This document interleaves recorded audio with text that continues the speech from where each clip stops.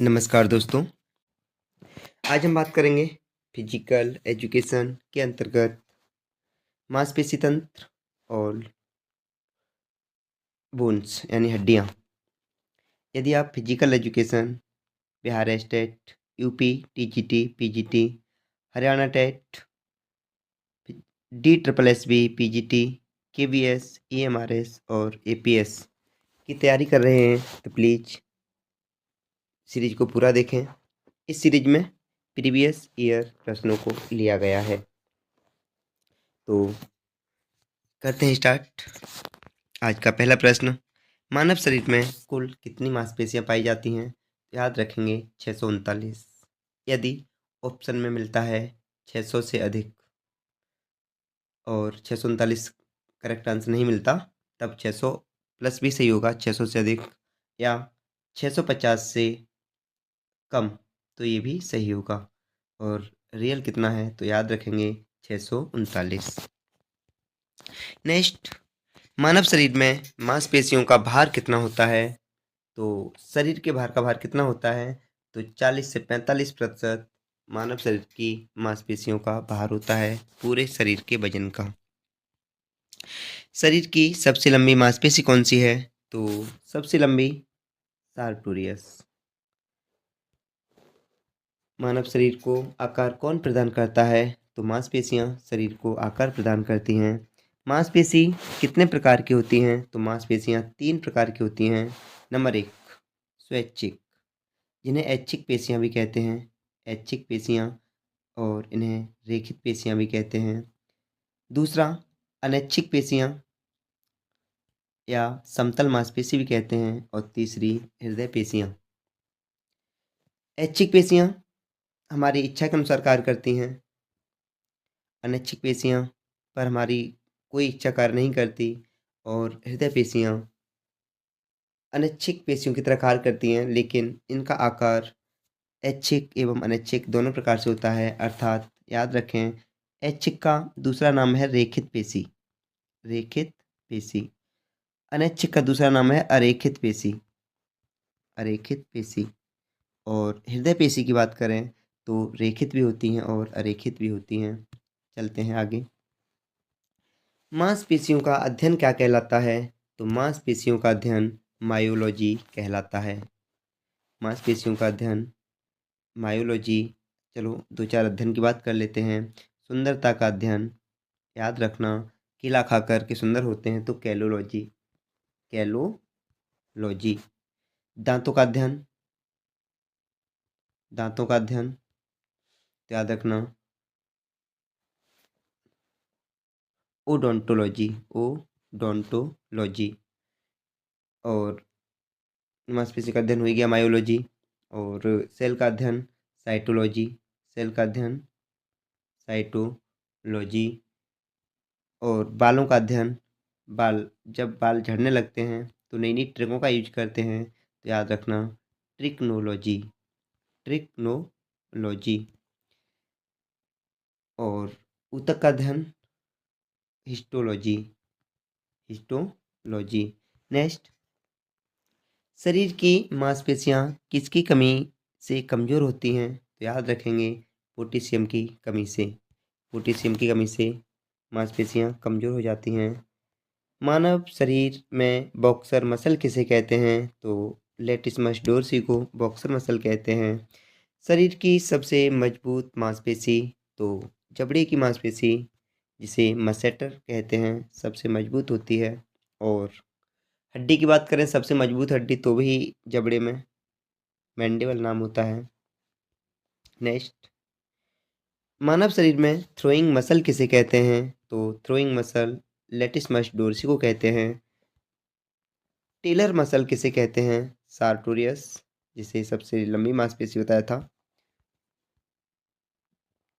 मलखम्ब या rider muscle किसे कहते हैं? तो जांग की पेशी होती है अडक्टर मांसपेशी, जिसे मलखम्ब या राइडर मसल भी कहते हैं। और याद रखना, मानव शरीर की सबसे लंबी हड्डी भी यही होती है जांग में, जिसे फीमर कहते हैं, जिसे फीमर कहते हैं। तो फीमर के पास ही होती है मलखम या राइडर मसल, जो जांग की मसल कहलाती है। लिफ्टर मांसपेशी किसे कहते हैं? तो डेल्टोइड मसल को लिफ्टर मांसपेशी कहते हैं। आगे की ओर झुकने में कौन सी मांसपेशी संकुचित होती है? तो आगे की ओर झुकने पर क्वाड्रिसेप्स मांसपेशी संकुचित होती है। कॉफ मांसपेशी किस वैज्ञानिक का नाम था? तो गैस्ट्रोनीमियस नामक वैज्ञानिक नाम रखा इसका। बाइसेप मांसपेशी कहाँ स्थित होती है? तो ऊपरी हाथ में बाइसेप मांसपेशी स्थित होती है। डेल्टोइड मांसपेशी कहाँ स्थित होती है? तो डेल्टोइड कंधे में स्थित होती है।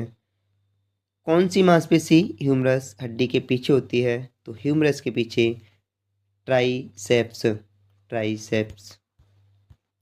बाइसेप्स मांसपेशी किस प्रकार की मांसपेशी है? तो स्वैच्छिक अर्थात ऐच्छिक।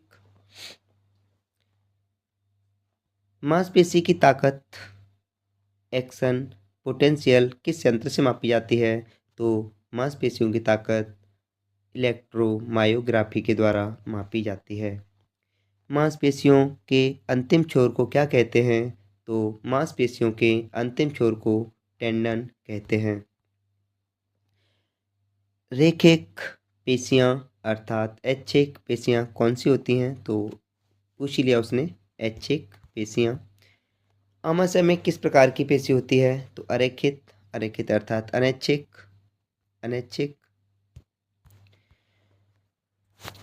हड्डियों के साथ जुड़ी हुई मांसपेशी किस प्रकार की मांसपेशी होती है? तो याद रखेंगे, हड्डियों के साथ जुड़ी हुई रेखित अर्थात ऐच्छिक। स्लाइडिंग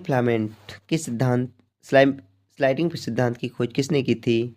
तो स्लाइडिंग सिद्धांत हेंसन और हेक्सले ने दिया था। मांसपेशियों में फाइबर्स के बारे में किस तकनीकी के द्वारा पता लगाया जाता है? तो मांसपेशियों में फाइबर्स की तकनीकी बायोप्सी के द्वारा पता लगाया जाता है। मांसपेशी में फाइबर कितने प्रकार के होते हैं? तो याद रखेंगे दो। कौन से? सफ़ेद मसल फाइबर और लाल मसल फाइबर। तो सफ़ेद को बोलते हैं वाइट मसल फाइबर और लाल को बोलते हैं रेड मसल्स फाइबर। जल्दी संकुचित होने वाले फाइबर कौन से होते हैं? तो जल्दी संकुचित होते हैं सफ़ेद मसल फाइबर। धीरे धीरे संकुचित होते हैं लाल मसल फाइबर। एरोबिक तरह के अभ्यास में किस प्रकार के फाइबर अधिक सक्रिय होते हैं? तो एरोबिक तरह के अभ्यास में लाल मसल फाइबर सक्रिय होते हैं। अनप्रेबिक के अभ्यास में किस प्रकार के फाइबर तंतु अधिक सक्रिय होते हैं? तो सफ़ेद मसल फाइबर अधिक सक्रिय होते हैं। इंस्टेंट सोर्स ऑफ एनर्जी किसे कहते हैं? तो instant source of energy ATP को कहते हैं। नेक्स्ट, मांसपेशी कोशिका किस प्लाज्मा मेम्ब्रेन द्वारा घिरी रहती है? तो मांसपेशी कोशिका सार्कोप्लाज्म के द्वारा घिरी रहती है। मांसपेशी कोशिका के जैव द्रव्य को क्या कहते हैं? तो मांसपेशी कोशिका के जैव द्रव्य को सार्कोप्लाज्म कहते हैं। नेक्स्ट, सार्कोप्लाज्म में पाए जाने वाले तंतु को क्या कहते हैं? तो मायोफाइब्रिल। मांसपेशी में एक्टिन और मायोसिन तंतु किस पोषक तत्व के बने होते हैं? तो याद रखना, प्रोटीन के। ग्लाइकोलाइसिस प्रक्रिया में कितने एटीपी अणु होते हैं? तो 2 एटीपी अणु होते हैं। एरोबिक मेटाबॉलिज्म चयापचय प्रक्रिया कोशिका में कहाँ होती है? तो एरोबिक मेटाबॉलिज्म चयापचय प्रक्रिया कोशिका में माइटोकॉन्ड्रिया में होती है। एरोबिक मेटाबॉलिज्म की प्रक्रिया में कितने एटीपी प्रयुक्त होते हैं? तो एरोबिक मेटाबॉलिज्म में 36 एटीपी अणु प्रयुक्त होते हैं। ऊर्जा मुद्रा किसे कहते हैं? तो एडिनोसिन ट्राइफॉस्फेट को कहते हैं अर्थात एटीपी को कहते हैं। क्रेब्स चक्र कहाँ पूरा होता है? तो क्रेब्स चक्र माइटोकॉन्ड्रिया में पूरा होता है। क्रेब्स चक्र को और क्या कहा जाता है? तो साइट्रिक एसिड चक्र। ग्लाइकोलाइसिस व क्रेब्स चक्र के बीच का मध्यवर्ती कोएंजाइम क्या कहलाता है? तो acetyl coenzyme. Acetyl coenzyme. Glycolysis Krebs चक्र एसिटिल कोएंजाइम। ग्लूकोज के पाइरुवेट अम्ल में बदलने की प्रक्रिया को क्या कहते हैं? तो ग्लूकोज के पाइरुवेट अम्ल में बदलने की प्रक्रिया ग्लाइकोलाइसिस कहलाती है। एटीपी के पूर्ण रूप क्या है? Adenosine triphosphate. पाचन के बाद ऊर्जा का स्थानांतरण कौन करता है? तो एटीपी एडिनोसिन ट्राइफॉस्फेट। सांस के द्वारा बाहर निकलने वाली वायु में कार्बन डाइऑक्साइड की मात्रा कितनी होती है? तो सांस के द्वारा बाहर निकलने वाली वायु में कार्बन डाइऑक्साइड की मात्रा 4% होती है। सांस के द्वारा अंदर ली गई वायु में ऑक्सीजन की मात्रा कितनी होती है? तो वायुमंडल में 78% नाइट्रोजन, 21% ऑक्सीजन और CO2 की मात्रा 0.03% होती है। तो प्रश्न पूछा है वायुमंडल से ऑक्सीजन कितनी ग्रहण करेंगे? तो 21%। और एक्चुअल पूछा जाए, वास्तविकता में पूछा जाए तो याद रखना वास्तविकता में 20.94% मानी जाती है, जिसे लगभग 21% कहते हैं। और इसका कुल वायु से हम 4% ऑक्सीजन हमारे फेफड़े ग्रहण कर पाते हैं और बाद बाकी हम ऑक्सीजन को श्वसन क्रिया के माध्यम से बाहर छोड़ देते हैं। तो हमने 21% ग्रहण किया और इसमें से 4% हमने लगभग ग्रहण कर लिया और लगभग 17% छोड़ दिया, अर्थात 20.94 के अनुसार देखोगे तो हम 16% के लगभग वापस छोड़ते हैं, तब 4% ही हम ग्रहण कर पाते हैं। रक्त नलिकाएं किस प्रकार की मांसपेशियां होती हैं? तो रक्त नलिकाओं में अनैच्छिक मांसपेशियां होती हैं। एपिकार्डियम मांसपेशी कहाँ होती है? तो एपिकार्डियम हृदय में। तो हृदय की 3 लेयर याद रखें। हृदय की 3 लेयर, सबसे बाहर की एपिकार्डियम, बीच वाली मायोकार्डियम और सबसे अंदर वाली एंडोकार्डियम।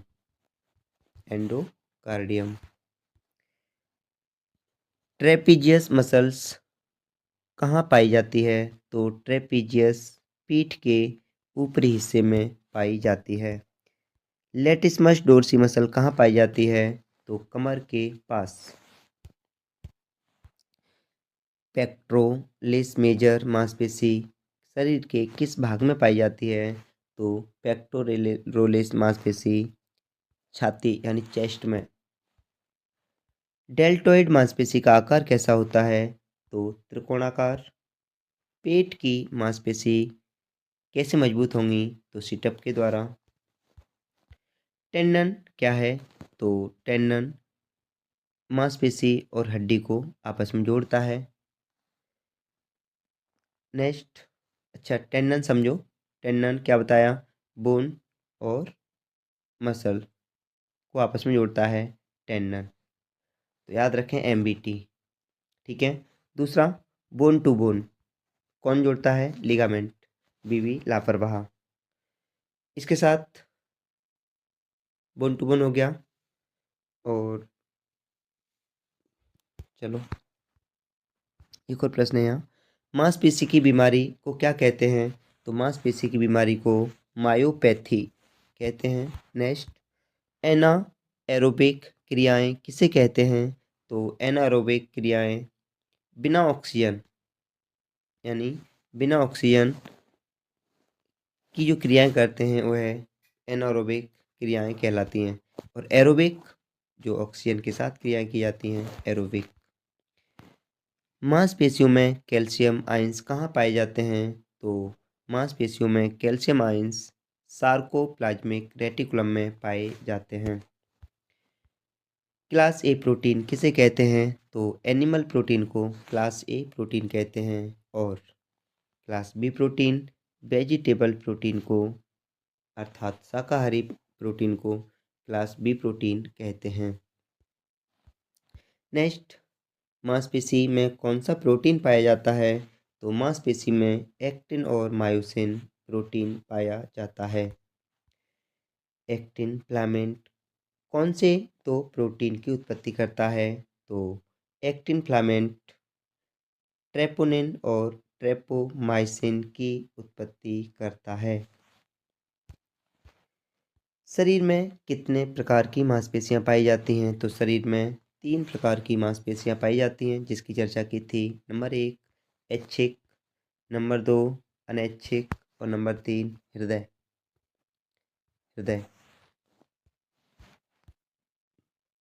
मांसपेशी के सबसे ऊपरी परत को क्या कहते हैं?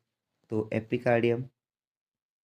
सॉरी, मांसपेशी के बारे में बात कर रहा है तो एपीमाइसियम।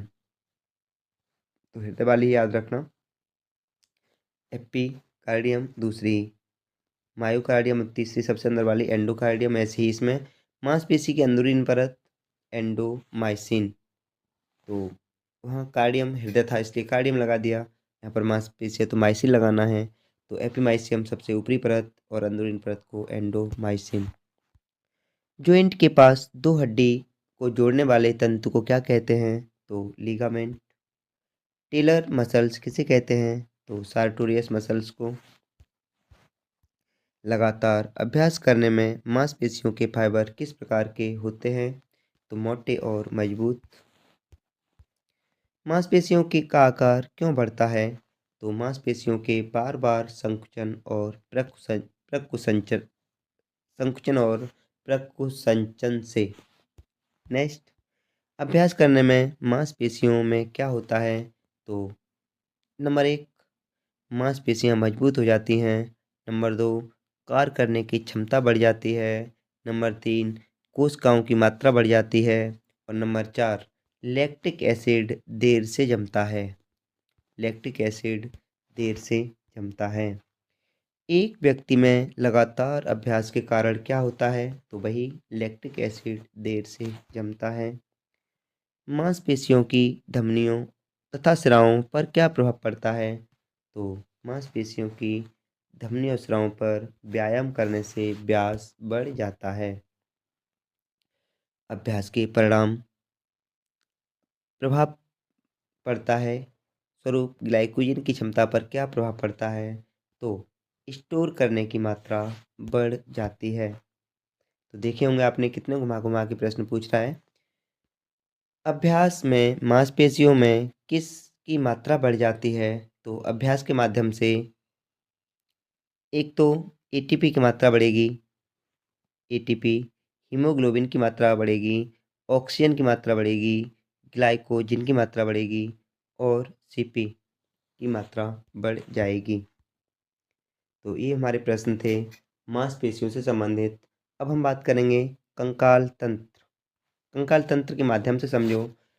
यहाँ पर बोन कितनी होती हैं? तो एक वयस्क व्यक्ति में 206 हड्डियाँ होती हैं, जबकि एक नवजात बेबी अर्थात किड्स में कितनी हड्डियाँ होती हैं? तो 250 से लेकर 350 तक वेरी करती हैं। 350 तक वेरी करती हैं। यदि औसत निकाला जाए तो औसत निकल के आता है 300। तब हम कहते हैं कि एक वयस्क व्यक्ति में 206 हड्डियाँ और एक किड्स यानी नवजात शिशु में 300 लगभग हड्डियाँ होती हैं।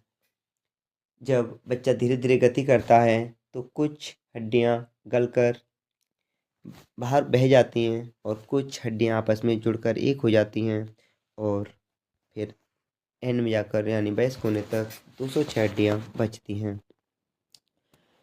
यहाँ से हम बात करेंगे कि मनुष्य के चेहरे में कितनी हड्डियाँ होती हैं।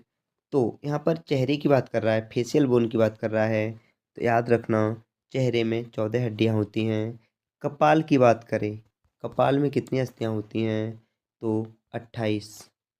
कपाल अर्थात चेहरे की 14 और सिर की 6 और गलत कह रहा हूँ, सिर की 8 और कान की 6, कुल मिलाकर कितनी हो जाती हैं? 28।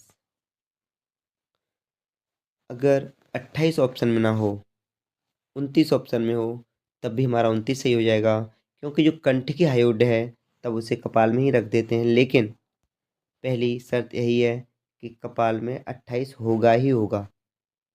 28 ना हो तो कान को हटा दो, 14 और 8 22। 22 भी ऑप्शन हो सकता है, लेकिन हमें ज़्यादा कन्फ्यूज नहीं होने की आवश्यकता। डायरेक्ट याद रखो, चेहरे में 14, सिर में 8 और कान में 6, बस इतना याद रखो। कपाल में पूछे तो 28। ह्यूमरस हड्डी कहाँ स्थित होती है? तो ह्यूमरस हाथ में, हाथ से ह्यूमरस, हाथ से हाथ, और जो कोहनी के ऊपर और कंधे के नीचे ह्यूमरस हड्डी होती है। रेडियस अल्ना, ये भी हाथ में, लेकिन ये कोहनी की जस्ट नीचे की तरफ होती है। इसके बाद हम बात करेंगे कलाई। कलाई की बात करें, कलाई में, कलाई को कार्पल बोलते हैं, क से कलाई, क से कार्पल। कार्पल में कितनी हड्डियाँ? कार्पल में 8 हड्डियाँ होती हैं, एक कार्पल में 8 और दूसरे हाथ में भी 8, कुल मिलाकर कार्पल में 16। और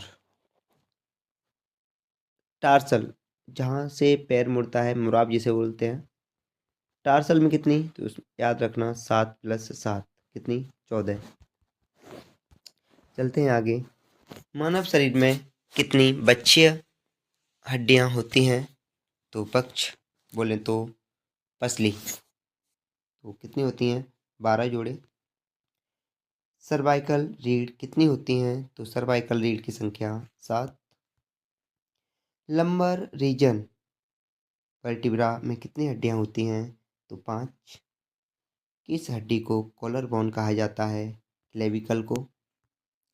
किस हड्डी को शोल्डर ब्लेड कहते हैं? तो स्कैपुला को। मानव शरीर में बॉल और सॉकेट जोड़ कितने होते हैं? तो याद रखना 2। बॉल एंड सॉकेट जॉइंट 2 होते हैं। पहला कंधा और दूसरा कूल्हा। अब कुछ बच्चे कहेंगे कूल्हा क्या होता है? तो हिप के पास जो जॉइंट होता है उसे कूल्हा ही बोलते हैं। तो बॉल एंड सॉकेट जॉइंट कंधा और कूल्हा दोनों जगह पाया जाता है। अचल संधि का दूसरा नाम क्या है? तो अचल संधि का दूसरा नाम फाइबर्स और साइनोथ्रोसिस। सबसे ज़्यादा पूछा जाने वाला प्रश्न है थाइनोथ्रोसिस। क्या है ये? अचल संधि का दूसरा नाम। अचल संधि किसे कहते हैं? तो जो जोड़ तो है लेकिन उसमें कोई गति नहीं है, उसे कहते हैं अचल संधि। जैसे एक है रेडियस और दूसरी है अल्ना, ये कहीं ना कहीं आपस में जुड़ी हुई तो हैं, लेकिन उसमें कहीं भी कोई गति नहीं है, उसे ही कहेंगे अचल ज्वाइंट। अल्पचल संधि को क्या पुकारते हैं? तो एम्फियार्थ्रोसिस। एम्फियार्थ्रोसिस। जबकि अचल संधि को क्या जो बुलाया था? साइनोथ्रोसिस। ठीक है। और अल्पचल संधि किसे कहते हैं? जहाँ पर जॉइंट तो है, जहाँ जॉइंट तो है और बहुत थोड़ी थोड़ी गति होती है, उन्हें हम बोलते हैं अल्पचल।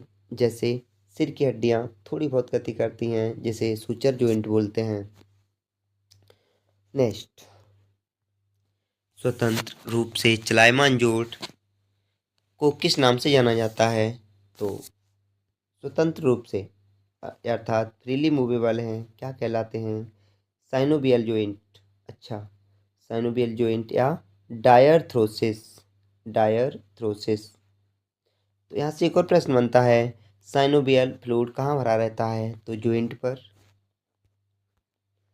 मानव शरीर के अंदर अल्पचल संधि का उदाहरण है, तो अल्पचल संधि प्यूबिक सिम्फोसिस। घुटने की संधि कौन सी कहलाती है? तो घुटने की संधि एक चल संधि है। और इसे हम कब्जा संधि भी कहते हैं, अर्थात हिंज जॉइंट। ठीक है। नेक्स्ट, चल संधि कितने प्रकार की होती है? तो कुल मिलाकर 6 प्रकार की होती है चल संधि।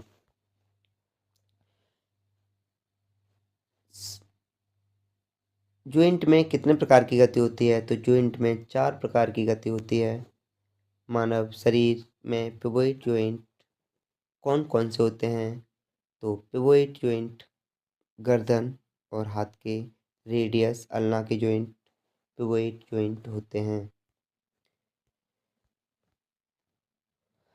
नेक्स्ट, कलाई को कौन सी संधि कहा जाता है? तो कलाई को कॉन्डिलोइल जॉइंट कहा जाता है। कार्पल और टार्सल हड्डी को किस प्रकार की संधि कहा जाता है? तो कार्पल्स और टार्सल्स। ग्लाइडिंग जॉइंट, अब ये कार्पल्स कहाँ हैं? तो मैंने बताया था कलाई में। टार्सल्स कहाँ हैं? मुराब में। टार्सल्स में प्रत्येक टार्सल्स में 7-7 अर्थात 14 हड्डियाँ होती हैं और कार्पल्स में 8-8 यानी 16 हड्डियाँ होती हैं। संधि के पास 2 हड्डी को जोड़ने वाले ऊतक को क्या कहते हैं? तो हड्डी बोन टू बोन भी लापरवाह लिगामेंट। संधि में 2 हड्डियों के ऊपर जो आवरण चढ़ा रहता है उसे क्या कहते हैं? तो कार्टिलेज। संधि में कौन सा तरल पदार्थ भरा रहता है? तो साइनोवियल फ्लूइड। शरीर की सबसे बड़ी हड्डी कौन कौन सी और कहाँ पाई जाती है? तो फीमर जांघ में। शरीर की सबसे छोटी हड्डी स्टेप्स कान में पाई जाती है। अपर लिम्ब की सबसे बड़ी हड्डी कौन सी है? तो ह्यूमरस हाथ में। टिबिया फिबुला हड्डी कहाँ पाई जाती है? ट से टिबिया ट से टांग अर्थात पैर में।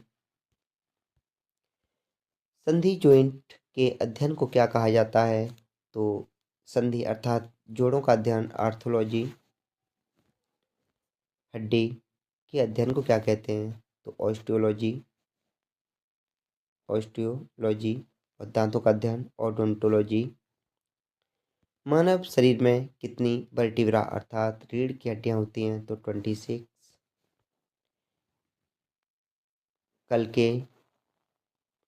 कल्केनम हड्डी कहाँ होती है? तो एड़ी वाली हड्डी को कल्केनम हड्डी कहते हैं। कल्केनम एड़ी। स्टर्नम वक्ष जहाँ पर हमारी पसलियाँ आकर के मिलती हैं उसे क्या बोलते हैं? वक्ष। और आपको पता होगा कि स्टर्नम पर कितनी पसलियाँ आकर के जुड़ती हैं? एक, दो, 3, 4, 5, 6, 7। 7 जोड़ी इधर से, सॉरी 7 इधर से और 1, 2, 3, 4, 5, 6, 7 इधर से, जिन्हें 7 जोड़ी रिब्स को ट्रू रिब्स कहते हैं और 3 जोड़ी रिब्स यहाँ आकर के एक दूसरे से चिपकती हैं जिन्हें बोलते हैं 3 जोड़ी को फॉल्स रिब्स। और 2 जोड़ी कहीं नहीं चिपकती, हवा में तैरती रहती हैं जिन्हें बोलते हैं तैरने वाली पसलियाँ अर्थात स्विंग करने वाली पसलियाँ। तो स्विंग करने वाली 2 जोड़ी, फॉल्स 3 जोड़ी और ट्रू रिब्स 7 जोड़ी। और ये जो बीच की हड्डी दिख रही है इसे ही बोलते हैं स्टर्नम अर्थात वक्ष की अस्थि। दांतों को उनके आकार के रूप में कितने भागों में बांटा जाता है? तो 4। नेक्स्ट, दांतों का ऊपरी परत क्या कहलाती है? तो दांतों का ऊपरी परत इनेमल कहलाता है जो सबसे शरीर का सबसे कठोर तत्व माना जाता है।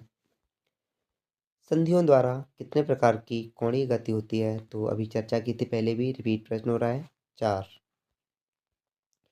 हिंज जॉइंट कौन सा है? तो हिंज जॉइंट कोनिका। और कलाई का बताया था कौन सा? ग्लाइडिंग जॉइंट कलाई का ग्लाइडिंग। कंधा एवं कूल्हे का ball and socket joint.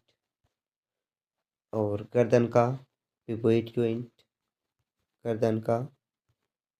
Joint उंगलियों का भी हिंज जॉइंट।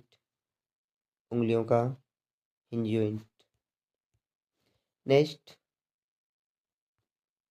दांतों में इंसाइजर कितने होते हैं? इंसाइजर 4 होते हैं। और प्रीमोलर कितने होते हैं? प्रीमोलर 8 होते हैं। मोलर कितने होते हैं? मोलर 12 होते हैं। अब यहाँ समझो दंत सूत्र क्या होता है? तो दंत सूत्र होता है 21, 23। दांतों में मोलर कितने होते हैं? तो 12। जोड़ों की गति जिसमें कोणीय एवं घूर्णीय गति दोनों होती हैं क्या कहलाती है? सरकमडक्शन। सरकमडक्शन। सूचर जॉइंट कहाँ होते हैं? तो सूचर जॉइंट खोपड़ी के जॉइंट को कहते हैं, अर्थात कपाल के जॉइंट को कहते हैं पेग एंड सॉकेट जॉइंट। तो पेग एंड सॉकेट जॉइंट दांत में पाए जाते हैं। अस्थि संस्थान का कार्य शरीर को निश्चित आकार और गति प्रदान करना। एक वयस्क व्यक्ति में मेरुदंड में कुल खोपड़ी को साधने वाली कशेरुका को क्या कहते हैं? तो शीर्षधर कशेरुका कहते हैं। कंधे पर किस प्रकार की संधि होती है? तो गेंद और गड्ढा संधि। कपाल की अस्थियों में किस प्रकार की संधि पाई जाती है? अचल संधि। मनुष्य के अस्थि संस्थान में कुल कितनी अस्थियां होती हैं? 206। अस्थि संधियां शरीर को क्या प्रदान करती हैं? तो गति। बच्चों के मेरुदंड में कितनी अस्थियां होती हैं? तो 33, जबकि वयस्क में 26। बाहों में कोहनी के स्थान पर कौन सा जोड़ पाया जाता है? तो कब्जेदार जॉइंट। और यदि आपको सभी प्रश्न अच्छे लगे हों तो प्लीज़ सीरीज को लाइक करें, शेयर करें और चैनल को अब तक सब्सक्राइब नहीं किया है तो प्लीज़ सब्सक्राइब करें। Thanks for watching.